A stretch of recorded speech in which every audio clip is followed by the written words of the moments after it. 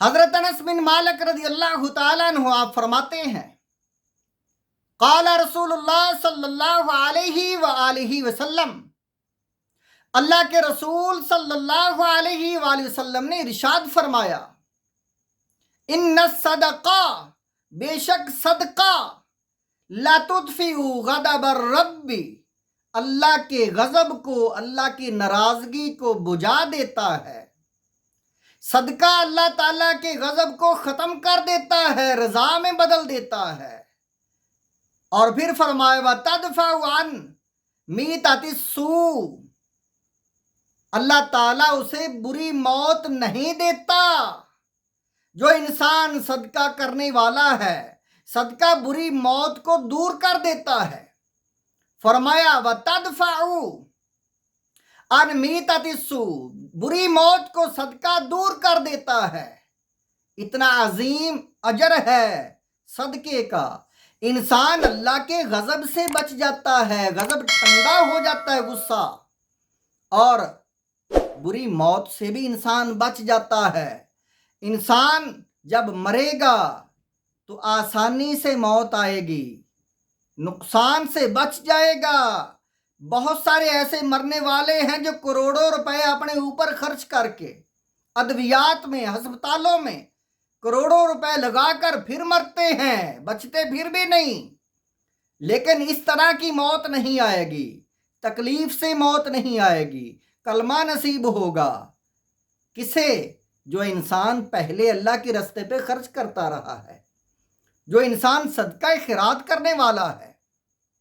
اور پھر آگے حدیث پاک ہے، یہ حدیث پاک جو آپ دیکھ رہے ہیں یہ ترمذی شریف کی حدیث پاک ہے، کتاب الزکوٰۃ میں ہے۔ یہ جو میں نے حدیث آپ کو سنائی ہے ترمذی شریف میں، یہ حدیث پاک 664 نمبر پر یہ حدیث ہے۔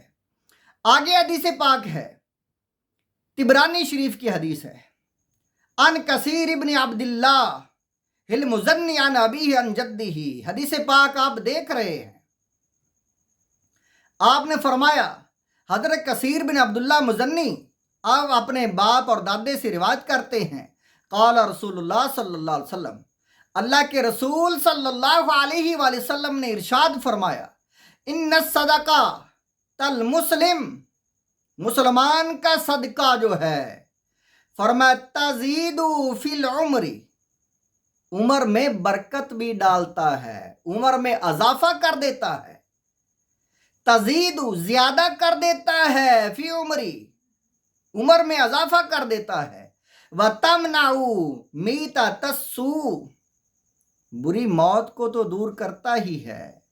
فرمایا بری موت تو دور ہوتی ہے، لیکن موت آتی بھی اسے دیر سے ہے، زندگی اسے ملتی ہے لمبی، صدقہ کرنے والے کو۔ اور پھر فرمایا وَتُذْهِبُ اللَّهُ بِهَا الْكِبَرَ وَالْفَخْرَ، اللہ تعالیٰ اس کے دل سے نکال دیتا ہے تکبر اور فخر نکال دیتا ہے۔ جو انسان صدقہ کرنے والا ہے، یہ طبرانی شریف کی آپ نے حدیث پاک سنی ہے۔ طبرانی شریف نے، امام طبرانی نے اسے المعجم الکبیر میں حدیث نمبر 31 میں روایت کیا ہے۔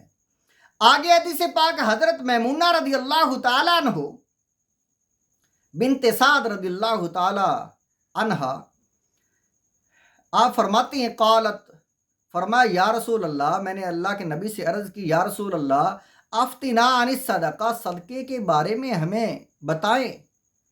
فقال انہا حاجب من النار، فرمایا صدقہ انسان کو دوزخ سے بچا لیتا ہے، دوزخ کے درمیان پردہ بن کر حائل ہو جاتا ہے۔ لمن احسنہا یبتغی بہا وجہ اللہ، لیکن وہ انسان اسے دوزخ سے بچاتا ہے جو صدقہ خیرات اللہ کی رضا اور ثواب کے لیے دیتا ہے، ثواب حاصل کرنے کے لیے اللہ کے راستے پہ خرچ کرتا ہے، غریبوں پر، محتاجوں پر، اور باقی جتنے بھی ایسے طریقہ کار جو مساجد میں، مدارس وغیرہ میں۔